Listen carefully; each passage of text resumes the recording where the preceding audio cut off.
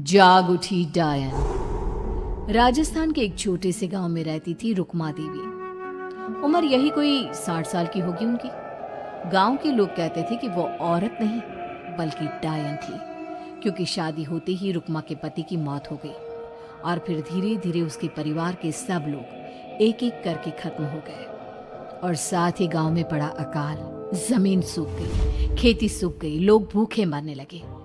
रुक्मा को गांव से बाहर निकाल दिया गया और तब से वो गांव के बाहर झोपड़ी बनाकर रहने लगी। कोई भी रुक्मा के घर के आजू बाजू से गुजरता तक नहीं था। एक दिन गांव के रहने वाले रतन और उसकी पत्नी आनंदी को दूसरे गांव से आते वक्त रात हो गई और अंधेरे में रास्ता भटक के वो रुक्मा की झोपड़ी के पास जा पहुंचे।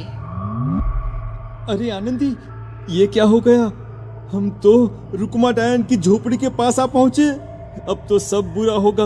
जल्दी जल्दी से निकल यहाँ से। हाँ जी, सही कहते हैं आप। ये डायन हमको खा जाएगी। जल्दी भागो यहाँ से। तभी रुक्मा झोपड़ी से बाहर आती है। अरे रुको, तुम लोग यहाँ मेरी झोपड़ी में आराम कर लो और देखो, इस रास्ते पर आगे मत जाना। हाँ हाँ, हमें आगे जाने से इसलिए रोक रही है ना, ताकि हमें मार डाले तू। अरे ना ना, मैं तो तुम्हारी जान बचाना चाहती हूँ, मेरी बात तो सुनो। डर की वजह से आनंदी और रतन वहां से भाग जाते हैं, लेकिन फिर अगले दिन गांव में खबर फैलती है कि रतन और आनंदी ने अपने घर में फांसी लगाकर आत्महत्या कर ली। वजह क्या थी किसी की समझ में नहीं आया। अगले दिन गांव में जोर का तूफान आया और भयानक तरीके से किसी के रोने की आवाज गूंजने लगी। अरे भाई, लगता है उस डायन रुक्मा ने गांव पे काला जादू कर दिया है। हाँ भाई, मुझे भी ऐसा ही लग रहा है।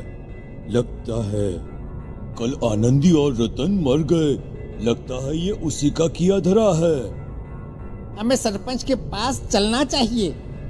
वो दोनों आदमी सरपंच के घर पहुंचते हैं। अरे, तुम इस वक्त यहाँ पर क्यों आए हो?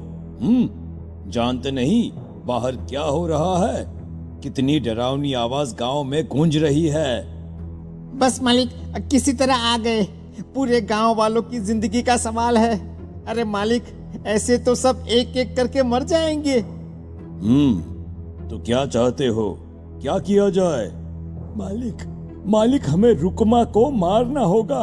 अरे जब तक वो डायन गांव में जिंदा रहेगी तब तक गांव में ये सब होता ही रहेगा। शायद ठीक कह रहे हो तुम लोग, मगर ये काम करेगा कौन? मालिक, अगर आप कहे तो हम दोनों मिलके इस काम को अंजाम दे दे। बस आपको हमें यकीन दिलाना होगा कि हम पकड़े नहीं जाएंगे। ठीक है, लेकिन बाहर जो आतंक का साया है उसमें तुम दोनों रुक्मा तक पहुंचोगे कैसे? हैं? क्या तुम्हें डर नहीं लगता? मालिक, आप उसकी चिंता ना करें। काल भैरव का भभूत है हमारे पास। रुक्मा तक पहुंचकर आसानी से मौत के घाट उतार देंगे उसको। हाँ, मैं भी चलूंगा तुम लोगों के साथ। उस डायन को मरते हुए देखने की बड़ी इच्छा है मुझे। सरपंच उन दोनों लोगों के साथ गांव के बाहर की तरफ चल देता है। गांव में घनघोर काली रात पसरी हुई थी और दिल दहलाने वाली चीख की आवाज माहौल को बेहद खौफनाक बना रही थी। हाथ में काल भैरव का भभूत लिए वो तीनों रुक्मा की झोपड़ी की तरफ जा रहे थे। वहां पहुंचने के बाद, ये लो खंजर और पार कर दो इस डायन के कलेजे के अंदर। मालिक, आप बस यहीं खड़े होकर नजारा देखो, आज ना बचेगी ये। हाँ मालिक, ये भभूत अब इसकी जरूरत नहीं है। मैं इसे यहाँ पेड़ की डाली पे रख देता हूँ। लौटते वक्त हमारी रक्षा करेगा। वो दोनों आदमी चुपके से सोती हुई रुक्मा देवी के ऊपर वार करते हैं। एक जोरदार चीख से वो इलाका गूंज उठता है, लेकिन अचानक रुक्मा के शरीर से जो खून बहता है उसका रंग नीला था। ये देखकर वो दोनों आदमी डर से कांपने लगते हैं। अरे अरे अरे अरे, ये क्या? अरे इसके खून का रंग तो नीला है। अरे तो क्या हुआ? डायन जो ठहरी इंसान नहीं है ये। और आज इस बात का पक्का यकीन हो गया है। मर गई चुड़ैल, मर जाने दे। चल सरपंच साहब को जाकर ये खबर सुनाते हैं। वो दोनों जैसे ही बाहर आए, उन्होंने देखा सरपंच की लाश पेड़ पे लटकी हुई थी। ये देखकर वो दोनों डर के मारे चीखते हुए वहां से भागे, लेकिन तभी एक बेहद डरावनी औरत उनके सामने आकर खड़ी हो गई। कहाँ जा रहे हो? तुम्हें क्या लगा किसी का खून करके बच जाओगे तुम? कौन हो तुम? कौन हो? हमने तो डायन को मारा है, कुछ गलत नहीं किया भाई। वो डायन नहीं थी, वो इस गांव की रक्षा कर रही थी। तुम कौन हो और तुम्हें कैसे पता वो कौन थी? उसने रतन और आनंदी को मार डाला। रतन और आनंदी को मना किया था रुक्मा ने इस रास्ते से आगे जाने से, पर वही दोनों माने नहीं और उन दोनों ने मुझे देख लिया था, इसलिए उनका मरना तो तय था। क्या मतलब तूने मारा था और हम समझ रहे थे कि रुक्मा ये सब कर रही है। अरे वो तो मेरे कब्जे में थी, रोज अपने खून का चढ़ावा देकर इस गांव को बचा रही थी, तभी तो उसका खून नीला पड़ गया था। लेकिन तुमने तो उसे मारकर मेरा काम आसान कर दिया। अरे नहीं नहीं, हम नहीं मानते कि ये सच है।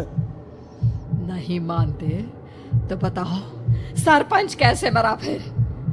क्योंकि उस वक्त तो तुम लोग रुक्मा को मार रहे थे ना, जवाब दो। हाँ बात तो सही है, इसका मतलब इसका मतलब अब तुम लोगों ने अपनी मौत को खुद दावत दी है, क्योंकि जो तुम लोगों को बचाने की कोशिश कर रही थी वो तो अब रही नहीं। अरे लेकिन कौन है वो जो हम लोगों को मारना चाहता है? आत्मा, रुक्मा के घर वालों की आत्मा। वो लोग कोई आम आदमी नहीं, खूनी भेड़िए थे और रुक्मा ने उनका ये राज जान लिया था। रुक्मा के अंदर शक्तियां थी जिसके चलते उसने उन सबको खत्म कर दिया। क्या? अरे लेकिन पूरा गांव तो समझ रहा था कि रुक्मा अपने घर वालों को खा गई। खा रुक्मा नहीं, मैं आ गई। क्योंकि असली डायन मैं हूं और अब कोई नहीं बचेगा इस गांव में, कोई नहीं। भागो तुम दोनों। वो दोनों आदमी पागलों की तरह भागते हुए गांव पहुंचते हैं। वहां देखते हैं कि पूरा गांव खुद की नदी बन चुका था। हर तरफ लाशें ही लाशें पड़ी थी और रुक्मा के मरे हुए घर वाले उन लाशों को खा रहे थे। कुछ देर के बाद उन दोनों का भी वही हाल हुआ।